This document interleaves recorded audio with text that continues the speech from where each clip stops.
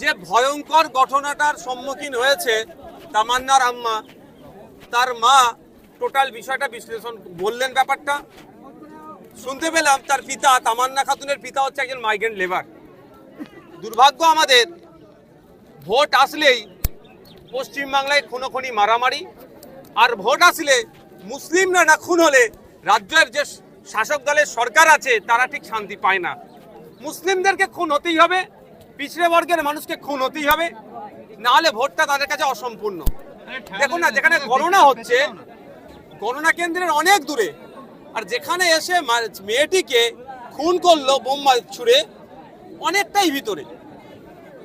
প্রশাসন সকাল থেকে সবটাই জানে যে এখানে একটা অস্থিরতার পরিবেশ তৈরি হতে পারে, হচ্ছে। ইতিপূর্বে এই গ্রামে এই ধরনের রাজনৈতিক হিংসা হয়েছে, অনেক ক্ষতিগ্রস্ত হয়েছে। সুতরাং এখানে পর্যাপ্ত পরিমাণে ফোর্স দেওয়া দরকার ছিল, কিন্তু তা করেনি। ফলে একটা ফুটফুটে মেয়ের জীবনহানি হলো। শুধু একটা মেয়ের ক্ষতি হলো না, এই গ্রামটা আজকে আতঙ্কিত হয়ে গেল। এটা সম্পূর্ণভাবে রাজ্য সরকারকে দায়ী নিতে হবে, ইসিআই কেও দায়ী নিতে হবে। আমরা চাইছি সঠিক তদন্ত হোক। আমি তামান্নার আব্বাজির সাথে কথা বলেছি।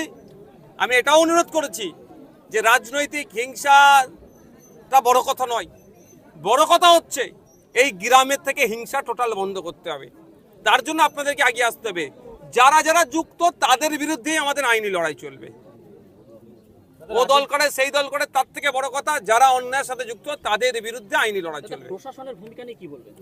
দেখুন, ওই দিনকে যদি প্রশাসন কঠোর হাসতে কঠোর থাকতো, অর্থাৎ যেখানে সকাল থেকে ঢিপঢাপ চলছে, যদি খবর পাওয়ার পরে যদি প্রশাসন তার ফোর্স ডিপ্লয় করে দিত, তাহলে এই দিনটা দেখতে হতো না। সোমবারের ঘটনা, আজকে বুধবার মাত্র 5 জন গ্রেপ্তার হয়েছে, 24 জনের নামে অভিযোগ দেয়। দেখুন, আমরা আর কয়েকটা দিন অপেক্ষা করছি। প্রশাসন কতটা দায়িত্ব নিয়ে কাজ করছে দেখছি। না হলে শ্রদ্ধেয় সম্মানীয় বিকাশ রঞ্জন ভট্টাচার্য স্যার আছেন, শামীম দ্বারা আছেন, তাদের সাথে কথা বলবো। আমরা এটাকে কোর্টে নিয়ে মুভ করব। পরিবারের কথা যে বিচার চাই, সিবিআই চাই, আমরা তাকে আজকে কথা বলেছি যে আমরা চাইব কোনো জজের নেতৃত্বে টিম গঠন করে এটা তদন্ত, অর্থাৎ আমরা এটা আপকামিং যে প্রোগ্রেস হবে সেটা আমরা করব। শুধু আমরা আর কটা দিন অপেক্ষা করছি, পুলিশ আর কজনকে গ্রেফতার করে সেটা দেখছি। দেখুন, আর্থিকভাবে সহযোগিতা করতে গেছেন, ওনার প্রকাশ্যে করাটা আমি মনে করছি এই মুহূর্তে অনুচিত হয়েছে। আমরা অনেক সময় অনেক ক্ষেত্রে অনেক মানুষের পাশে দাঁড়াই আর্থিক সহযোগিতা করার জন্য, কিন্তু যখন তার মেয়েকে হারিয়ে শোকে পাথর, সেই সময় আর্থিক সহযোগিতা এইভাবে প্রকাশ্যে নিয়ে এসে খামে ভরে দেওয়াটার জবাব পেয়েছেন। এবার হুমায়ুন কবির সাহেব নিজে থেকে দিচ্ছেন না সরকার থেকে ম্যানেজ করার জন্য পাঠিয়েছে, আমি বলতে পারছি না।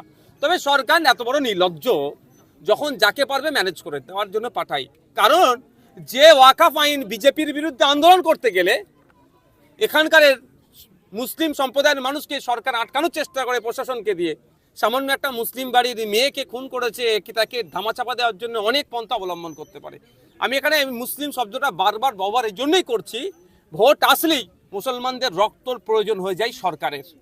মুসলিম না খুন হলে ভোটটা অসম্পূর্ণ থেকে যায় এদের কাছে, সেই জন্যই বারবার আমি এই শব্দটা ব্যবহার করছি। আর পিছিয়ে বর্গের মানুষের খুনকে এরা দেখতে বেশি পছন্দ করে।